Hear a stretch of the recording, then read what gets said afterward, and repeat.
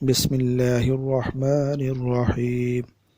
حدثنا يحيى بن بكير حدثنا الليث عن عقيل عن ابن شهاب أخبرني سالم أن ابن عمر رضي الله تعالى عنه قال: سمعت رسول الله صلى الله عليه وسلم يقول: إذا رأيتموه فصوموا وإذا رأيتموه فأفطروا فإن غم عليكم فاقدروا له. وقال غيره عن الليث قال حدثني عقيل ويونس لهلال رمضان۔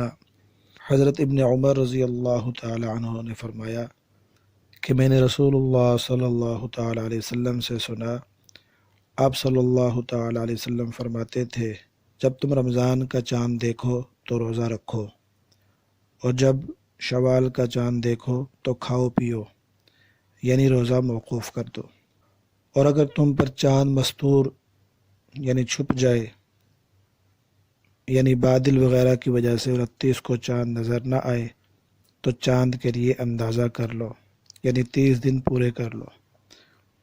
باب رؤیت الہلال، حدیث نمبر 1790۔